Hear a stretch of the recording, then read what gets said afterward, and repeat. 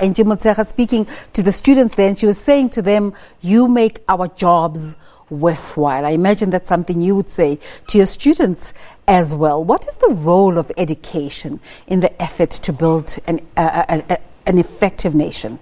I mean, without education, we wouldn't have a vibrant economy, in my view.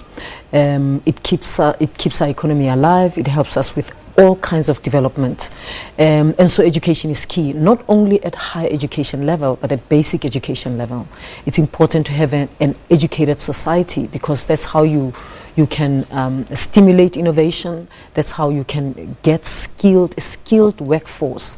That's not just waiting for the government to do things for them, but that comes with ideas to grow our economy and to make it more vibrant. You're in the higher education space, and yet you're up here in Joburg to celebrate with the basic education and their achievements. Take us through that value chain, how it works and why it's important for you to celebrate this milestone. I mean, for us it's important to celebrate this milestone because we get students from after they pass Matric, but actually their journey started many years ago, even more than 12 years ago, and we have to appreciate where they come from. In fact, we are even interested, before they pass Matric, we work with schools as the University of Cape Town to support schools around Cape Town, Khayelitsha, to help more students to do well in the 12 years so that they can get an opportunity to come into university. Quality basic education is what makes our job easier when students come to university. If students come to university underprepared, we have a much bigger job to do, because we've got to make sure that we plug the gaps and we also get on with them doing higher education. We were talking to an education researcher yesterday who was talking about the inequality of quality education. What does a conversation like that mean for you? I mean, it means inequality is a big issue for us in South Africa, but also in many developing countries. And in education, you see it, you can talk about quality education, but what quality education means in different contexts is different. Because what makes quality education? Is it the curriculum? Is it the quality of teachers? Is it the time on task? Because sometimes you've got the best curriculum, you've got the best teachers. If they don't spend the right time on task, it doesn't matter. Is it the discipline of the learners? Because if teachers work hard, but the culture of the school and the learners is not that of hard work, of coming to class or whatever, then it doesn't matter that you have a good curriculum. So when we talk about quality education and people are just celebrating curriculum, it's not enough. Because how that curriculum will be implemented and what it will produce on the ground will depend on the school, the quality of teaching in the school, the culture of the school, and the values of the school. And we in the country don't talk much about the values that we want to inculcate in our young people. And so we focus more on policy and curriculum development, this, that. We think it feeds into that conversation about what does it mean to be South African. Absolutely, absolutely. And we've got to start that conversation, because it's not only about education, it's also about service delivery. It's about the work that people do, whether you're striving a teacher to be the best. Striving for excellence. That's not something that we talk about much in the country, and for me that's very key, because you can change quality, you can change curriculum, policy, you can change structures and systems. If the value system is not what it should be, and the attitude of learners is, then it will not produce what it should. How do we balance out time and effort spent in financing the students themselves as opposed to effort spent into developing infrastructure and curriculum, as you say? Well, the two are not mutually exclusive. Okay. So we've got to, I mean, policy development doesn't happen forever. You do it and then you get on with it, because it's not. It has to be implemented. It's got to be implemented. We've got to ask ourselves, now we've got this policy, so what? Because there are certain things that policy in and of itself cannot do. So we've got to move beyond that. And in this country, we've got brilliant policies, actually. Our biggest challenge is implementation.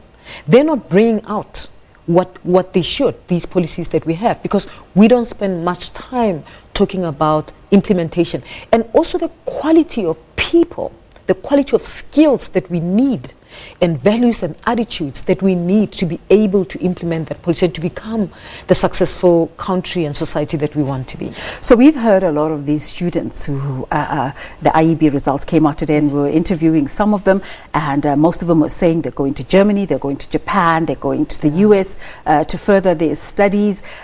What kind of challenges do institutions such as the University of Cape Town encounter in terms of the intake as they come into their first year? Okay, first let me say we have had over 72,000 applications at UCT. We've made offers to about a little more than 12,000. Out of 72,000? Out of 72,000. Oh, wow. But we can only actually, according to our enrollment targets, accept about 4,500.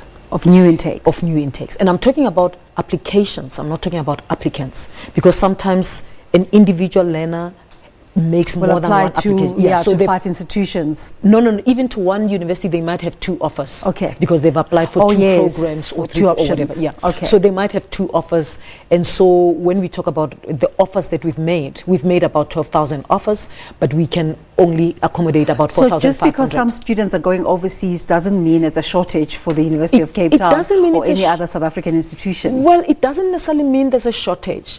But of course, what we need to be talking about is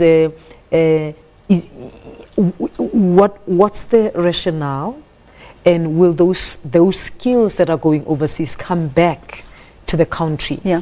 And I think that's a difficult conversation. I'm happy you're talking about rationale, because most students will talk about we're going to UCT because our friends are going to UCT. Yeah. And that's not really a good reason, is it? It's not a good reason. But look, I mean, coming to UCT is a good reason. I mean, we are the top university if you qualify. in the country. If you qualify, and many students do qualify, they have offers to come to UCT. And my view is that if they have an offer to come to UCT, they should come. All right. Because they will get a quality education in one of the top universities in the world. We're a bit time-tied. As the education system feeds into, the basic education system feeds into the higher education system, are you happy with the quality coming in? Are you having to do a lot more work to prepare these students, or do they come in ready? They don't, and the readiness of the students varies. It varies according to where they come from. And I have to say, social class plays an important role. But secondly, parental support, which is something we never talk about, plays a huge role as well. Children who have parents who understand that success at university is not only about intellectual capacity, but it's about also learning how to learn. It's about discipline. It's about social capital. It's a social and cultural capital are very important. Those children succeed much better when they get to university. You were talking about curriculum development. Yeah. It's a big conversation. What kind of subjects are the important subjects now as we look at the requirements of 21st century economies? I mean, it's interesting. The subjects that are important, it's not just individual subjects. I mean, what's key for the skills of the 21st century is interdisciplinarity, multidisciplinarity. So people think the social sciences or humanities are not important. Actually, they are much more important now, right? But it's what you do them with. Okay, so it's the ability to bring different disciplines together and develop these skills of the future that we need for the future, whether it's critical thinking, technological skills, or emotional intelligence, just the agility of thinking and problem solving. That is not about coming to university or success in your career, or the skills that we need for the future. It's not just about memorizing the content. It's about knowing what that content is for. It's a little bit of a change, and I think that shouldn't only start at university. We need to make sure high school does that. You, as the head of the University of Cape Town, are such an embodiment of being able to be intersectional, because you're an academic, you're a mathematician, but you're also a very feminine woman, but you also fight for women's rights, and very involved. You're also an activist. Does that help you in your leadership at the University of Cape Town? It does help, and I have to say, leadership today is not like leadership 20 years, 15 years ago. It's not about command and control. It's about understanding people, their context, where they come from, and be in touch with the ground.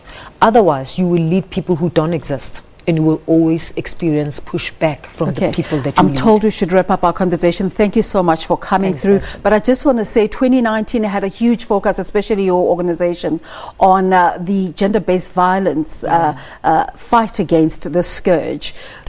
How has this transported you into 2020? You know, we are moving on with that. First of all, making sure that the campus is safe. We have beefed up security. We're dealing with gender-based violence cases differently, I think, from other universities. Not only are we're not only focusing on cases that happen on our campus, we focus on cases that happen to our students wherever they are, supporting the victim, and also interrogating what it means to believe the victim and support the victim. After the experience. So we have learned a lot from not just last year, but previous years. We have a gender-based violence policy. We actually are getting better every day. This is a growing problem worldwide. And so the learning of how to manage it, and also how to educate, and the fight, but also how to educate before it happens. So we shouldn't fight after it happens. We should start the fight before it happens, so that our male students know that certain kinds of behavior is not going to fly. All our conversations end with us being chased for time. But thank you so much for coming through this morning, Prof. Phakeng, the Vice-Chancellor of the University of Cape Town.